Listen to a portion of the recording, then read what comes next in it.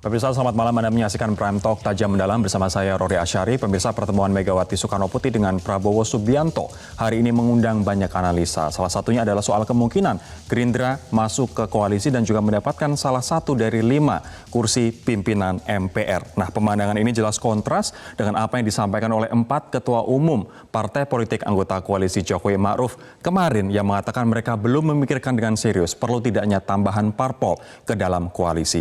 Betulkah ada blok-blokan di dalam koalisi Jokowi Ma'ruf? Kita akan membahas lebih dahulu apa yang terjadi hari ini terkait dengan pertemuan antara Megawati dengan Prabowo Subianto, bahwa sekitar pukul 12.30 Prabowo menyambangi rumah Megawati di Jalan Teguh Umar, Jakarta. Sejumlah politisi mengatakan ini merupakan pertemuan biasa, namun sejumlah pengamat mengatakan ini bukan pertemuan biasa.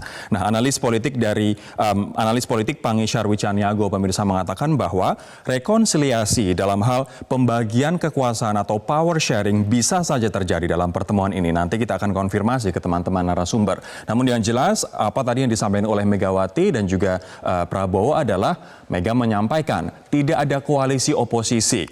Yang ada hanyalah perbedaan pilihan, namun keputusan soal kabinet itu berada di tangan presiden. Dia juga mengatakan mari rukun pasca pilpres begitu. Mega juga menambahkan bahwa Prabowo diundang ke Kongres PDI Perjuangan dan menanyakan apakah dia bersedia untuk datang, dan apabila datang tentu saja akan diundang ke Kongres PDIP yang akan dilangsungkan pada bulan Agustus mendatang. Nah, Mega juga menyampaikan bahwa dia siap menyampaikan ke Presiden Joko Widodo terkait dengan keinginan Prabowo untuk bertemu dengan Jokowi. Nah, kita tahu padahal Prabowo dengan Jokowi beberapa waktu yang lalu juga sudah bertemu di MRT begitu. Nah, apa maksud dari Megawati mengatakan apabila Prabowo ingin bertemu dengan Jokowi, dia siap menyampaikan keinginan itu, dan Megawati juga menambahkan namun sebaiknya Prabowo menyampaikan keinginannya sendiri kepada Pak Jokowi. Untuk lebih jelasnya pemirsa, saya akan mengajak Anda untuk menyimak pernyataan secara lebih lengkap apa yang disampaikan oleh Megawati dan juga Prabowo Subianto berikut ini. Tadi bilang tidak ada koalisi, tidak ada oposisi di dalam sistem ketatanegaraan kita. Tapi kalau berbeda hanya karena pilihan, nah itu monggo saja. Sehingga yang namanya dialog itu sangat diperlukan. Tapi saya bilang bahwa semuanya adalah keputusan nanti presiden terpilih. Karena pada beliaulah sebenarnya hak prerogatif itu. Saya kadang-kadang kita mungkin berbeda dalam beberapa sikap politik yang tidak prinsip menurut saya. Karena yang utama kami sama-sama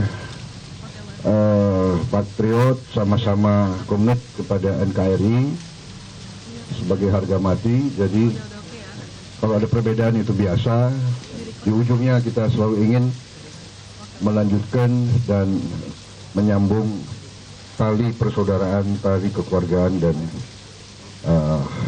hubungan yang rukun, hubungan yang baik, sehingga kita bisa membantu mengatasi masalah-masalah kebangsaan. Saya kira itu, Bu. Apa yang disampaikan Megawati, tidak ada koalisi, tidak ada oposisi tadi nampaknya sangat kontras dengan apa yang disampaikan oleh 4 ketua umum partai politik koalisi Jokowi Ma'ruf kemarin yang mengatakan bahwa mereka belum berpikir secara serius untuk menambah anggota koalisi dari sekarang yang sudah ada 5 partai begitu. Nah, apa yang disampaikan oleh 4 ketua umum partai politik ini saya ingin sedikit mengingatkan Anda pemirsa bahwa mereka ingin menguatkan soliditas koalisi pendukung Jokowi dan bahkan mereka ingin mengelevate soliditas dari koalisi ini. Kemudian yang kedua adalah mereka belum membahas kursi pimpinan MPR. Artinya mereka belum membahas apakah Gerindra masuk dalam komposisi paket calon dari pimpinan MPR nantinya. Kemudian yang ketiga adalah belum secara serius memikirkan atau mempertimbangkan adanya tambahan partai politik di barisan koalisi. Kita simak pernyataan lebih lengkap dari Surya Paloh dan juga Muhaimin Iskandar berikut ini. Jadi belum terpikirkan untuk membahasnya secara serius hari ini terhadap perlu atau tidaknya tambahan anggota koalisi dalam pemerintahan yang kami berikan dukungan kepada pemerintahan Jokowi ini. Itu satu. Nah, kami sadar Ibu Mega pasti sibuk sekali saat ini. Ya. Jadi kami ambil saja kesepakatan tadi ya, kita melalui aja. Nanti kita cari waktu duduk lagi sama Mbak Mega, 5 orang barangkali semua ketua umum juga akan, harapan kami punya perspektif dan referensi yang sama seperti apa yang kami utarakan pada saudara malam ini. Ya. Soal koalisi kami belum berkesimpulan. Jadi kami belum berkesimpulan. Kami masih harus berpikir bareng-bareng lah. Kita berpikir aja belum. Jadi ya kita lihat dulu, berpikir saja belum. Kami ingin mengundang Anda untuk men-share apa yang Anda pikirkan pemirsa terkait dengan dinamika politik kita akhir-akhir ini. Otomatis juga terkait dengan oposisi dan juga koalisi. Ketiga kanal sosial media kami ada Twitter, Facebook, dan juga Instagram. Metro TV Newsroom, jangan lupa hashtag Prabowo bertemu Mega dan juga hashtag Prime Talk. Nah, kita ingin membahas betulkah sebenarnya ada beda sikap antara 5 parpol anggota koalisi Jokowi Ma'ruf, yakni ada blok 1, Nasdem, P3, PKB, dan Golkar dengan blok 2, yakni PDIP yang kebetulan menggandeng Gerindra. Betulkah ada blok-blokan seperti itu? Dan apa makna sebenarnya pertemuan antara Megawati dengan Prabowo siang tadi? Kita akan berbincang dengan 4 orang narasumber, 3 diantaranya ada di studio. Ada Bang Jazilul Fawait, Ketua DPP PKB. Assalamualaikum. Waalaikumsalam. Ada juga Bang Andre Rosiade, Wasekjen Partai Gerindra. Bang Andre, selamat malam Bang. Selamat malam, Assalamualaikum warahmatullahi wabarakatuh. Ada juga Mas Adi Praitno, analis politik dari UIN Syarif Hidayatullah Jakarta. Mas Adi, selamat malam Mas. Selamat malam Rodi. Waalaikumsalam. Nanti juga akan bergabung bersama dengan kami pemirsa Eva Kusuma Sundari, Ketua DPP PDIP yang bergabung bersama kami dari kantor DPP PDIP di Jakarta. Saya akan ke Bang Jazilul terlebih dahulu. Apa tanggapan PKB? Apa tanggapan Anda terkait dengan pertemuan Bu Mega dan Pak Prabowo siang ini? Pertama kita menyampaikan syukur alhamdulillah ya bahwa kedua tokoh besar di Indonesia bertemu. Harapannya memberikan harmoni dan kesejukan. Bukan memberikan kursi tapi? Bukan, saya yakin pertemuannya bukan bagi-bagi kursi tapi bukan bagi-bagi kursi, makan nasi goreng gitu ya. Oke, Anda masih berpikiran positif Bang Jazilul? Saya berpikir positif karena memang dari sisi kami yang perlu dibahas secara fokus justru agenda. Agenda yang akan dilakukan oleh Pak Jokowi bersama partai koalisinya. Jadi kalau pertemuan tadi sama seperti pertemuan Pak Prabowo dengan Pak Jokowi. Oke. Beda lokasi saja. Beda lokasi saja. Tapi ada pernyataan dari Bu Mega, Bang Jazilul, yang mengatakan bahwa tidak ada koalisi dan oposisi. Yang ada adalah hanya perbedaan pendapat. Makanya itu ketemuan, komunikasi itu perlu. Tidak ada koalisi dan oposisi. Apakah ini bertolak belakang dengan apa yang disampaikan keempat parpol kemarin? Saya mendengarkan kutipan lengkapnya ya. Dalam sistem ketatanegaraan kita tidak ada koalisi dan oposisi. Sistem ketatanegaraan. Tetapi pada prakteknya dari beberapa pilpres kemarin itu memang ada koalisi. Begitu. Nah, sekarang mungkin akan ada mencairkan suasana lah. Ya. Kalau mungkin bahasanya bukan koalisi, kalau Rory tadi pakai blok. Tapi saya juga tidak sepakat. Karena yang terpenting hari ini menurut saya justru agenda. Agenda apa yang akan diberikan oleh pemenang yang diusung beberapa partai ini. Nah sekarang ini kan justru sentralnya ada di Pak Prabowo nih kemudian. Baik, sentralnya justru ada di Pak Prabowo. Iya, semuanya kemudian menunggu Pak Prabowo datang kemana. Pak Prabowo katanya ingin datang ke Pak Jokowi sekarang Bang Andre. Kemarin sudah ketemu katanya akan mengunjungi lagi Pak Jokowi. Coba tanya ke saya. Iya. Jadi saya nambahkan sedikit Bang Jazilul ya. Jadi bahwa memang pertemuan antara Bu Mega dengan Pak Prabowo lalu itu hampir sama dengan pertemuan Pak Prabowo dengan Pak Jokowi. Bicara soal pertemuan kebangsaan, tujuannya baik agar Indonesia guyup, kebersamaan kita sebagai anak bangsa semakin kokoh, NKRI kita semakin kuat. Harapan kita secara bertahap polarisasi yang muncul bisa diredakan. Itu tujuannya. Ini nampaknya apa yang terlihat di permukaan, tapi yang ada di dalam seperti apa, Bang? Yang di dalam itu apakah ada kemungkinan makan nasi goreng? Ada kemungkinan Gerindra masuk? Di dalam tuh makan nasi goreng, lalu mereka bercerita nostalgia, ketawa-ketawa, itu pembicaraan di dalam. Jadi memang intinya begini, Mas Rory, jangan begitu saya sebagai orang Gerindra agak tersinggung ya kalau pertemuan Pak Prabowo dengan Pak Jokowi, Pak Prabowo dengan Bu Mega itu terkesan kami itu diiming-iming jabatan. Saya kasih tahu ya, 2009 sampai 2014 kami itu ditawari oleh Pak SBY jabatan menteri, nggak kami terima. 2014, 2019 kami ditawari Pak Jokowi Sekarang jabatan ditawari nggak? Bentar. Di 2014 sampai 2019 kami tawari Pak Jokowi jabatan menteri, nggak kami terima. Bahkan Pak Jokowi menawarkan kursi wapres untuk Pak Prabowo, nggak juga diterima. Jangan sampai niat baik Pak Prabowo, Pak Jokowi dan Bu Mega untuk kepentingan bangsa Indonesia guyup, kami dituduh diiming-iming jabatan. Bicara dengan Pak Jokowi tidak ada menawarkan jabatan kepada kami pun juga tidak pernah minta jabatan dari Pak Jokowi. Artinya iming-iming jabatan itu nggak ada? Pertemuan itu benar-benar pertemuan kebangsaan antar tokoh bangsa. Tapi antar katanya mau negarawan. Menteri BUMN sama Menteri Pertanian, Bang Andre. Dapat informasi di mana? Oh, di media sudah banyak sekali. Itu kan hoax. Oh, itu hoax. Tanyakan dong ke Pak Jokowi, ada nggak percakapan itu dengan Pak Jokowi? Gitu. Artinya Gerindra Jadi tidak menginginkan dua pos itu. Jangan sampai. Jadi gini, saya paham lah, ada yang panik, ya takut couplingnya berubah, gitulah. Tapi yang jelas satu hal yang kesepakatannya kita ke Pak Jokowi ya, kita harapkan satu hal ya. Kalau Pak Jokowi tanya kami nanti apa sih masukan Pak Prabowo ke Pak Jokowi, Gerindra akan bilang Jaksa Agung harus netral, tidak boleh orang partai politik. Saya rasa PKB juga setuju dengan PKB Bu Mega merasa juga setuju itu pasti. couplingnya terancam dikurangi nggak? Kita berkumpul dalam koalisi tidak dalam kerangka kapling-kaplingan atau Tidak dalam kapling-kaplingan. Tapi setuju nggak Bang Jazilul? Kenapa? Kalau kita sepakat ya, mau kami baik di luar atau abang di dalam pemerintah, kita sepakat Jaksa Agung harus netral ya, bukan orang partai politik. Saya rasa Bang Jazilul sepakat itu. Sebentar, fokus dulu coba. Soal coupling kekuasaan. Ya, jadi kan saya setuju saja bahwa pertemuan itu memang dipandang sebagai pertemuan kebangsaan. Itu nggak ada yang menolak itu. Oke. Tetapi bungkus pertemuan kebangsaan itu kira-kira pada ujungnya itu akan kemana? Itu yang sedang ditunggu oleh masyarakat dan kita semua. Kecurigaan Anda? Bukan curiga. Analisa deh. Bahwa selama ini kan sebenarnya ini berseberangan. Kemudian bertemu. Nah, kemudian dikesankan akan terjadi bagi-bagi jatah. Buat kami itu sama sekali ya, kami tidak menuduh itu. Seperti yang disampaikan Pak Andre, saya tidak menuduh bahwa Gerindra ini sedang rakus, sedang ingin kekuasaan, enggak.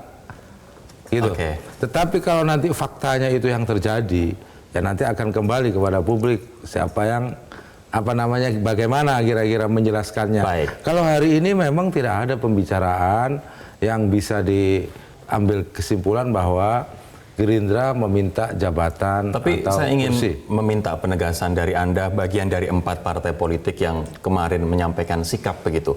Sekali lagi setuju tidak misalnya Gerindra masuk ke koalisi, masuk dalam salah satu komposisi pimpinan MPR? Jangan didikotomi karena koalisi yang ada ini tetap bersama juga dengan PDIP begitu, bahwa pertemuan 4 orang tokoh atau ketua umum parpol itu kemudian tidak mereduksi kebersamaan.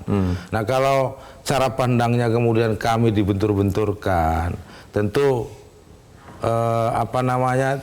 tidak bagus lah. Oke. Untuk membangun soliditas dan agenda-agenda bersama. Ini Anda merasa dibenturkan Bang Fai? Bukan, pertanyaan Anda. Ini kan pertanyaan semua orang. Seakan-akan gitu, kemudian ini berbeda pandangan. blok, Padahal ini hanya beda histori sebenarnya. Padahal Caimin mengapresiasi loh. Tadi saya baca pernyataan Iya, betul. Caimin alhamdulillah kata beliau. Iya. Semua mengapresiasi. Jadi Persis, pertemuan ini kita harus juga. kita syukuri Oke. agar Indonesia guyup. Jangan punya prasangka buruk bahwa ini bagi-bagi kursi. Saya akan ke Mas Adi Persis. sekarang. Mas Adi, apakah Anda melihat ini hanya rekonsiliasi agar kita bersatu, agar kita guyup, atau sebenarnya lebih daripada itu? Ya, politik of the small thing itu adalah satu diktum dalam diskursus politik yang lazim. Artinya, politik praktis itu bisa dibicarakan dalam ruang-ruang yang sempit dan sederhana. Boleh hari ini tuh makan nasi goreng bersama, tapi karena saking guyupnya, sambil makan nasi goreng itu bisa ngomong apa aja hari ini. Mulai nanya tentang bagaimana perkembangan politik, nanya tentang kesehatan, postur tubuh yang semakin kurus atau semakin gemuk. Ini keguyuban kita. Makanya kemudian ketika politik kita hari ini disuguhkan dengan silaturahmi politik yang cukup luar biasa, Megawati dengan Prabowo, ini tentu tidak ramai kalau hanya bicara soal politik kebangsaan, NKRI, Pancasila, oke, selesai. Menurut Anda apa yang dibicarakan, Mas? Ya, saya kira politik yang berkembang belakangan. Pertemuan ini tidak kemudian ujuk-ujuk lahir dalam ruang hampa. Ada proses dinamika politik yang belakangan berkembang. Misalnya soal bagaimana memperlakukan, misalnya ada kecenderungan Gerindra ini kalau dirangkul sama kubu Jokowi seperti apa? Apakah memang pilihannya ekstrim dilempar sebagai oposisi, tidak dikasih jatah apapun, kan begitu opsinya? Atau dia diakomodasi dengan sharing power misalnya, atau agak sedikit akomodatif lunak, cukup dikasih pimpinan MPR misalnya. Kelihatan Opsi-opsi itu ada Anda melihat? Sepertinya seperti itu. Kan anyaman soal bagaimana memperlakukan teman-teman yang dulu mendukung Prabowo ini sedang dibangun. Ini yang turut menjelaskan kenapa ada pertemuan gondang dia dan ada pertemuan Teguh Umar. Apakah Anda melihat kontras di situ, Mas? Pertemuan gondang dia dengan pertemuan Teguh Umar. Kita nanti akan membahasnya, Mas, tapi kita harus jeda terlebih dahulu. Teman-teman, kami akan segera kembali sesaat lagi.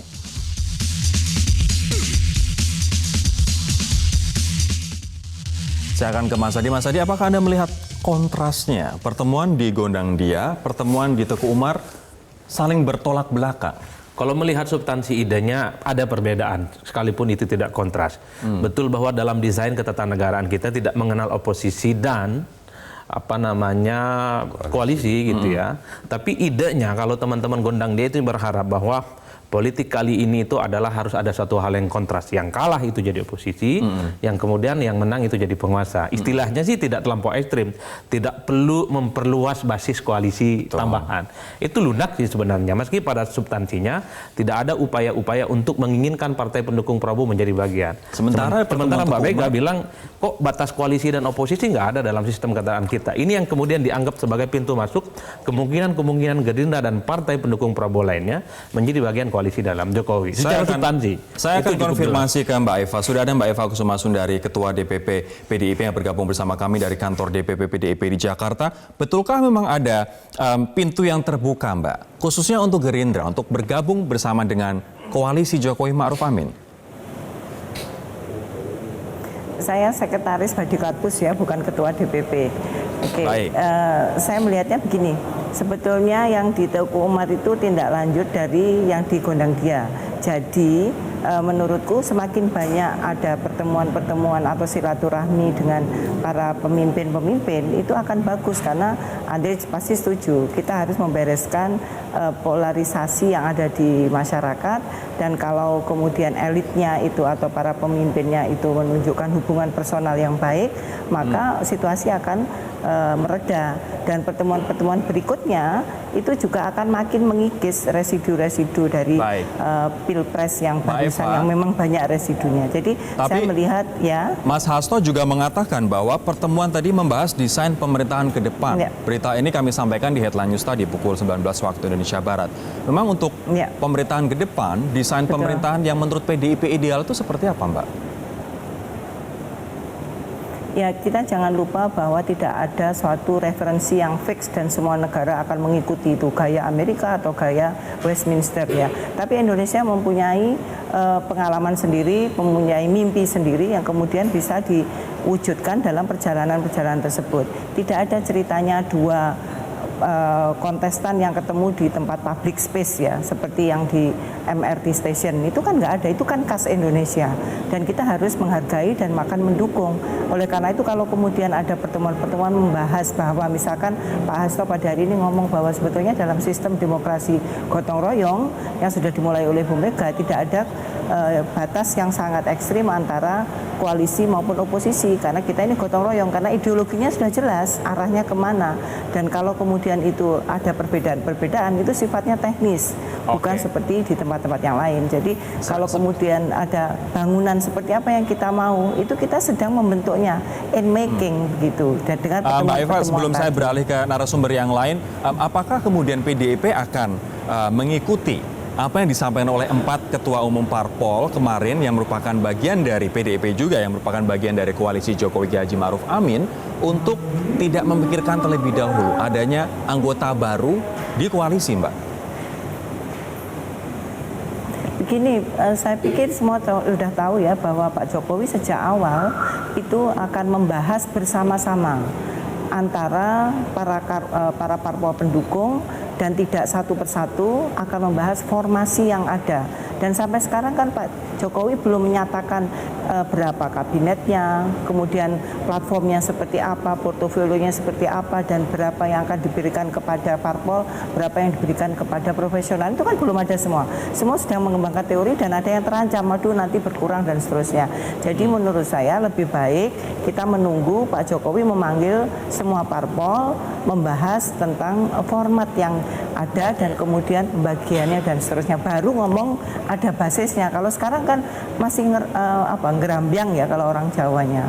Masih belum jelas, masih belum jelas begitu. Kalau Bang Andre melihatnya desain pemerintahan ke depan kan kalau diteruskan gitu loh. Oke, Mbak. Desain pemerintahan ke depan Bang Andre, apakah sebaiknya melibatkan Gerindra atau tidak? Ya itu terserah Pak Jokowi ya. Gerindra itu kan kita tahu posisi kami di pihak 02, Pak Jokowi yang memenangkan kontestasi itu Pak Jokowi yang punya hak sepenuhnya. Kami kalau ditanya oleh Pak Jokowi, Pak Prabowo apa masukan misalnya. Ini loh, kami punya tawaran konsep seperti ini soal kedaulatan pangan, soal kedaulatan energi, ingin swasembada pangan, swasembada energi. Seperti janji kampanye itu yang kami sampaikan. Itu artinya berarti Menteri Pertanian sama Menteri Nah ini persepsi yang salah. Kalau ditanya oleh Pak Jokowi, kira-kira Pak Prabowo ada masukan. Nah ini loh, mudah-mudahan ini bisa dipakai oleh Pak Jokowi untuk memajukan Indonesia. Kan konsep, bukan menawarkan orang. Konsepnya, bukan orangnya, bukan kalau jabatan menterinya. Itu kalau ditanya dan diminta oleh Pak Jokowi, gitu loh. Ini yang paling penting digarisbawahi. Pak Prabowo ataupun Bang Sandi bukan pencari kerja, bukan pencari panggung untuk 2024. Ingat, tadi Bang Andre mengatakan kami dengan pihak lain itu loh. Itu penting bahwa juga. Waktu pemerintahan sebelumnya ditawari menteri nggak mau, ditawari wakil presiden nggak mau. Sekarang kalau misalnya ada kesempatan untuk jadi menteri untuk Gerindra mau? Loh, kan saya sampaikan, kami kalau ditanya kami tawarkan konsep, ya konsep ke Pak Jokowi.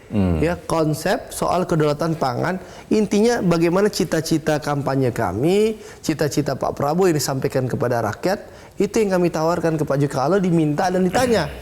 Ya sekali lagi, Pak Prabowo dan Bang Sandi bukan pencari pekerjaan dan panggung untuk dan ditanya konsep yang diajukan. Iya betul. Bang Jazilul melihat kalau ditanya konsep yang diajukan, Anda tadi Pak Andre nggak jawab kalau ditanya menteri yang diutus gimana gitu ya. Tapi beginilah, yang mana ini? Tadi waktu ditanya sama menteri yang diutus bisa konsep ngirim menteri nggak gitu, jawabnya gimana gitu kan nggak dijawab. Tapi baiklah bahwa apapun sekarang ini keinginan untuk membangun secara bersama-sama itu ada. Cuman bersama-sama itu belum tentu di satu tempat, bisa di luar dan bisa di dalam. Nah, selama ini sebenarnya sudah sehat, artinya keadaan check and balances di parlemen itu sudah berjalan cukup baik. Dengan Gerindra menjadi oposisi. Dengan yang selama ini yang sudah berjalan sebelum-sebelumnya itu. Nah, tetapi kita memang selalu kan ingin harus lebih baik lagi ya.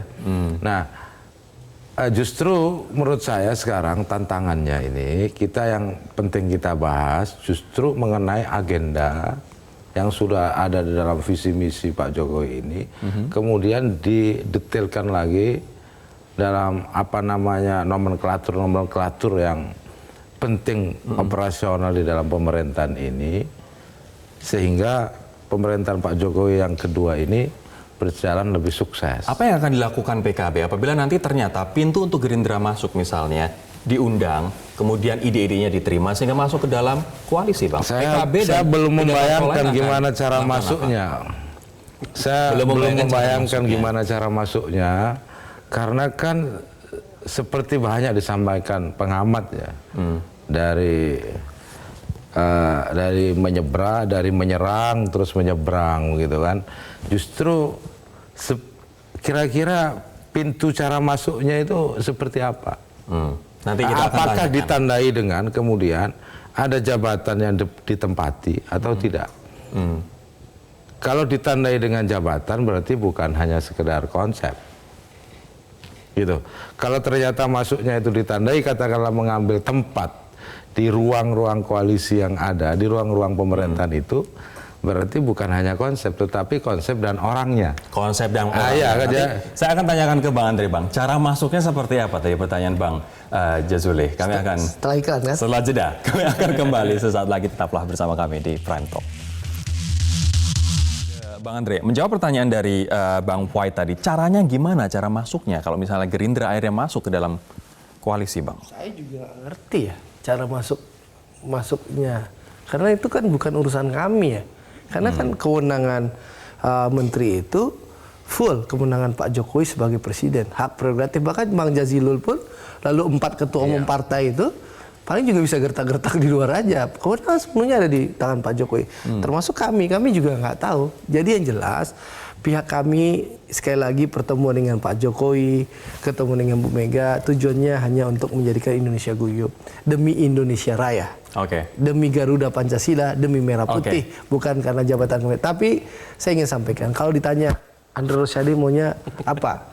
Saya pribadi ya, berdasarkan aspirasi daerah pemilihan saya tentu akan mengusulkan kami akan di luar pemerintah, bekerja sama dengan pemerintah, bisa ini dilakukan pernyataan Bang Andre pribadi ya. Karena aspirasi daerah pemilihan yang saya wakilkan. Tapi apapun keputusan Pak Prabowo, saya sebagai kader Gerindra akan tegak lurus dengan keputusan beliau.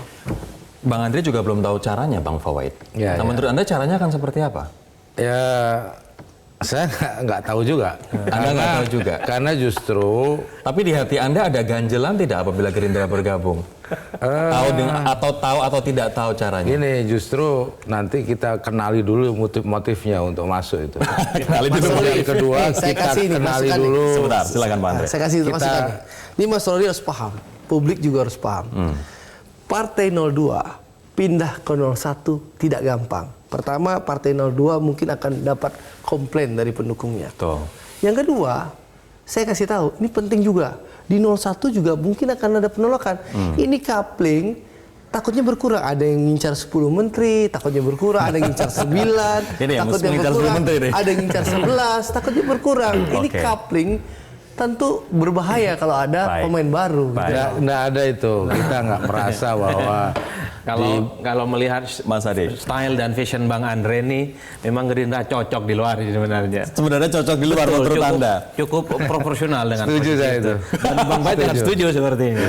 Bang Andre nggak bisa mengatasnamakan pribadi. Datang ke sini tentu atas nama Gerindra. Warna Gerindranya cukup luar biasa.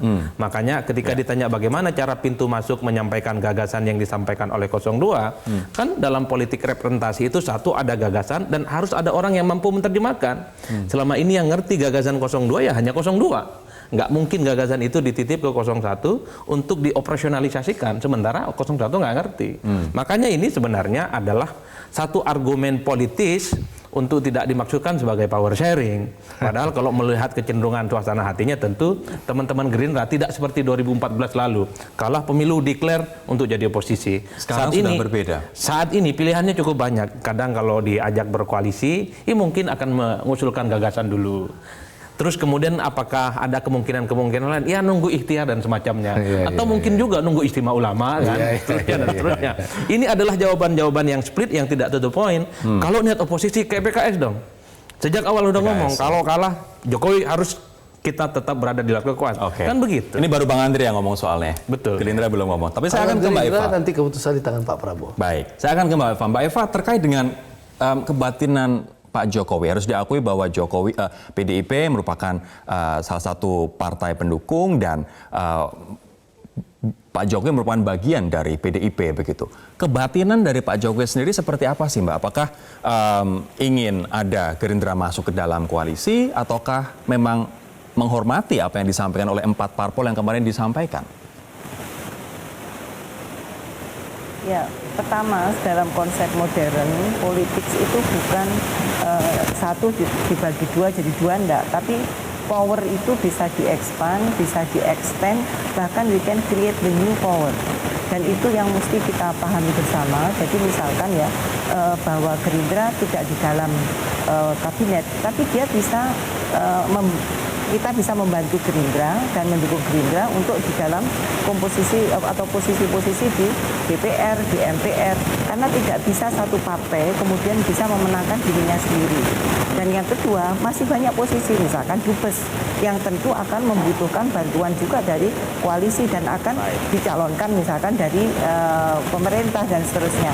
Jadi jangan sampai kita melihat politik sebagai sesuatu yang fix dan mati dan ini tidak ada mohon maaf Mbak Eva, audionya sedikit dan seterusnya gitu. Sedikit ada gangguan, namun saya nanti ingin memperdalam Mbak Eva sambil kami memperbaiki audio, memperdalam apakah memang kalau misalnya di dalam kabinet pertentangannya begitu tajam, apakah mungkin kemudian Gerindra akan diberikan satu kursi di salah satu pos pimpinan MPR? Kita nanti akan membahasnya dengan narasumber yang lain sesaat lagi.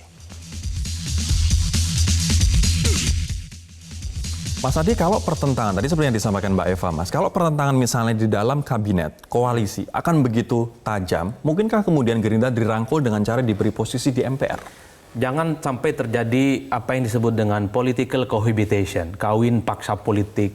Jadi karena ada kehendak-kehendak terpaksa untuk melakukan rekonsiliasi yang sepenuhnya belum memenuhi syarat, ini kemudian dipaksa dengan power sharing. Ini batu bata kekuatan polisinya, ini tidak akan kuat. Kan nggak mungkin membangun koalisi politik itu dengan orang yang tidur bersama tapi memiliki mimpi yang beda-beda. Ini harus clear. Ini nggak mungkin kita inginkan terjadi ke depan. Inilah yang saya kira. Jadi memilih teman tidur juga harus hati-hati. Harus mimpinya sama. Harus mimpinya ini sama. yang paling penting biar ada klimaks dari kekuasaan yang itu bersama kan. Itu pertama. Yang kedua, tentu ada desain bagaimana memperlakukan teman-teman Gerindra. Satu, saya yang bilang tadi harus ekstrim. Kalau ekstrim berarti memposisikan teman-teman Gerindra di luar kekuasaan dengan tanpa apapun, dengan tanpa syarat dan tanpa footnote. Yang kedua, ada sedikit misalnya opsi tentang agak sedikit lunak. Bagaimana misalnya mengakomodasi dengan power sharing, dan ini nggak mau Bang Andre, belum nyebut menteri dan semacamnya. Kecuali kalau Bang Andre yang ditawari jadi menterinya. Betul, mungkin. Tapi yang ketiga ini cukup lunak, ada kelihatan akomodatif sebenarnya, tapi tidak terlampau kelihatan ini bagian dari politik akomodatif, yaitu pimpinan MPR. Kalau mau jujur sebenarnya, PDI tahun 2009 juga ditawarkan sejumlah kabinet dengan SBY, tapi menolak. Tapi sebagai bagian untuk menjaga harmoni antar penguasa dan oposisi, posisi MPR kemudian diposisikan tidak terlihat politik akomodatif. Tapi kalau tidak ada karpet merah dari SBY dan partai pengusungnya, maka kemudian itu tidak akan terjadi. Tapi opsi yang terakhir ini, footnote-nya ada dua di PKB dan Golkar yang sedang berdamai itu ya. PKB dan Golkar sedang berdamai selama ini memperebutkan ketua MPR. Tapi sebelum ke Bang Fuad, saya akan ke Bang Andre terlebih dahulu. Ketua DPP Partai Gerindra, Bang Sodik Mujahid mengatakan bahwa komposisi terbaik adalah ketua MPR-nya Gerindra, ketua DPR-nya PDIP, Presiden Joko Widodo. Betul itu sikap dari partai? Jadi tidak ada keharusan dari Gerindra kalau rekonsiliasi itu kami harus mendapat ketua MPR, nggak ada. Yang ada itu bagaimana pertemuan-pertemuan yang dilakukan oleh Pak Prabowo itu bisa menjadikan Indonesia guyup, bukan karena posisi ketua MPR. Kalaupun ada peluang kami menjadi pimpinan MPR, salah satu pimpinan MPR, ya mungkin saja. Karena bagaimanapun juga Gerindra adalah partai nomor 2 perolehan suara terbanyak di Pileg 2019. Ya tapi semua tentu ada mekanisme. Karena pimpinan MPR ini sistem paket. Betul. Kita harus duduk bicara dengan teman-teman yang lain, dengan partai-partai lain. Tidak segampang menjadi pimpinan DPR yang sudah diatur oleh Undang-Undang MD3. Nyaman nggak Gerindra nanti ada di salah satu pimpinan atau bahkan ketua MPR, Bang? Atau justru itu yang diincar? Kan saya sudah bilang, tidak ada kebijakan partai untuk mengincar ketua MPR demi iming-iming rekonsiliasi. Tidak ada. Baik. Jadi yang ada itu tujuan Pak Prabowo hanya satu, Indonesia guyup, Indonesia kembali kuat, kita menjadi negara maju. Saya akan ke Bang Jazilul sekarang. Ini apa yang disampaikan oleh Bang Sodik Mujahid. Komposisinya yang ideal adalah ketua MPR Gerindra, ketua DPR PDIP, presidennya Joko Widodo. Setuju, Bang? Ya berarti Gerindra mau dong kalau itu. Kalau membenarkan apa yang disampaikan Pak Sodik. Artinya tidak selaras dengan yang apa disampaikan. Ya kan tadi yang disampaikan Bang Andre suara pribadi, bukan suara pribadi partai. ya. Apapun bahwa seperti yang disampaikan oleh Pak Adi Prayitno bahwa memang kalau misalkan Gerindra ini kepengen ikut di dalam pemerintahan gitu, itu cara apa namanya nanti terjadi kawin paksa gitu. Oke. Ya kan? Tapi ini kita berbicara MPR, Bang. Berbicara MPR. Ya justru saya mengutip yang disampaikan oleh Pak Andre tidak ada itu kan keinginan Gerindra untuk mengambil itu. Oke. Dan tidak ada niat. PKB percaya. Nah, PKB percaya itu. Terus tidak ada kan. Kita harus percaya bahwa berarti Gerindra ngambil posisi tetap di oposisi begitu. Dan Anda percaya Gerindra tidak ingin kursi MPR? Ya seperti yang disampaikan Andre tadi. Baik. Saya harus percaya, beliau kan petinggi di Gerindra. Baik. Saya percaya ke siapa lagi? Nanti saya akan tanyakan ke Mbak Eva bagaimana dengan komposisi pimpinan MPR. Apakah setuju dengan ide apa yang disampaikan oleh Bang Sodik bahwa ketua MPR-nya adalah dari Gerindra? Kami akan tanyakan ke Mas Adi dan juga ke Mbak Eva sesaat lagi. Saya terakhir akan ke Mbak Eva. Mbak Eva, setujukah dengan ide yang disampaikan oleh salah satu ketua DPP Gerindra yang mengatakan bahwa sebaiknya ketua MPR dari Gerindra, ketua DPR PDIP, dan presidennya Joko Widodo, Mbak? Saya yang kedua aja yang setuju ya bahwa DPR-nya PDIP, kemudian itu sudah pasti, Mbak. Jokowi, itu sudah keniscayaan itu. Iya. Makanya untuk yang MPR itu kan dinamikanya kita belum tahu begitu karena banyak yang berminat dan semua mempunyai peluang begitu asalkan bisa mengkonsolidasikan dukungan untuk mereka begitu. Yang Demokrat lah, yang bahkan PAN, kemudian juga teman Gerindra juga saya mendengarkan juga ada keinginan ke sana walaupun masih pada level keinginan pribadi. Tapi semuanya itu mungkin gitu loh. Tapi yang paling penting, yang paling menentukan adalah konsolidasi dukungan baik dari DPD maupun yang dari parpol gitu. Oke, Mbak Eva Kusuma Sundari, terima kasih Mbak telah bergabung bersama kami di Prime Talk, Mbak. Saya akan ke Mas Adi sekarang. Mas Adi, apa yang ada di pikiran Anda apabila Ketua MPR dipegang Gerindra, Ketua DPR PDIP, Presiden Joko Widodo? Ya, apa yang terjadi bagi pemerintahan Jokowi ke depan? Saya kira kan posisi MPR itu tidak terlampau strategis secara taktis ya. Atau minimal belum? Karena posisi ketua MPR itu kan rapatnya kadang setahun sekali, 5 tahun sekali. Tapi fasilitasnya luar biasa, Mas. Ini yang kemudian menjadi seksi dibicarakan banyak orang. Yang kedua tentu adalah posisi kenegarawanan dengan hak prerogatif melakukan sosialisasi 4 pilar kebangsaan. Tapi bukan itu yang menarik bagi saya. Saya melihat Gerindra ini sedang memainkan satu panggung akrobatik gitu. Panggung depan dan panggung belakangnya agak beda. Bang depan Andre beda, belakang beda. Betul, Bang Andre bilang ini kita nggak mau. Tapi Bang Sodik maunya MPR gitu. Dan hampir kalau kita tracking elit Demokrat, elit Gerindra maksud saya bicara tentang soal komposisi ini, orangnya beda-beda. Coba bisa di tracking hari ini, akan muncul betapa Bang Andre dengan Bang Sodik, Bang Puyono, semuanya akan beda-beda. Saya nggak tahu persis siapa yang harus dipercaya soal ini. Mungkin kita harus tanya langsung kepada Pak Prabowo. Gitu. Mungkin kita harus tanya langsung kepada Pak Prabowo. Tapi memang apakah mengincar kursi Ketua MPR, Bang? Sekali lagi sebagai penutup, Bang Andre. Saya sudah sampaikan tadi, tidak ada kami mensyaratkan untuk rekonsiliasi kami harus mendapatkan kursi Ketua MPR. Yang ada adalah kita ingin Indonesia guyup. Tapi saya bilang, kami ini partai peraih suara nomor 2 terbanyak di Pileg 2019. Kalau ada kesempatan menjadi salah satu pimpinan MPR dan disepakati oleh seluruh partai, kenapa tidak? Gitu loh. Pertanyaannya, disepakati tidak oleh PKB dan oleh 3 parpol yang lain? Tentu saya apabila belum, Gerindra masuk ke tentu saya belum bisa menjawab sekarang ya, karena itu tidak ada di dalam bahasan teman-teman yang ada di barisan koalisi ini. Nah, nanti pastilah kalau misalkan sudah ada pembahasan. Tetapi yang terpenting soal MPR ini justru agenda apa yang akan dilakukan di MPR. Sebab apa? Ini kan ada semacam rekomendasi untuk penguatan agar MPR memiliki peran untuk menetapkan garis-garis besar haluan negara. Ini menjadi strategis. Kalau terjadi, apalagi dengan Gerindra masuk, itu akan semakin memperkuat. Apalagi ada pintu amandemen dan lain-lain. Nah, di situ menjadi sangat strategis. Nah, inilah yang kemudian patut dipikirkan oleh teman-teman koalisi. Apa sih sebenarnya yang akan dilakukan penguatan di MPR? Kalau Gerindra ya pasti nggak cocok dong kalau di situ. Gerindra nggak cocok katanya. Ya karena kalau ada agenda penguatan itu kan ini harus betul-betul dikawal. Oke, baik. Oleh orang-orang yang betul-betul dipercaya untuk bisa mengawal. Waktu kita sudah habis, teman-teman. Nanti kita akan lanjutkan lagi perbincangan di lain kesempatan terkait dengan penguatan MPR dan apakah menurut Bang Jazilul tidak cocok Gerindra di dalam. Apakah setuju cocok atau tidak cocok Gerindra dalam MPR? Nanti kita akan bahas di kesempatan yang lain. Saya Rory Asyari undur diri. Terima kasih atas kebersamaan Anda. Sampai jumpa.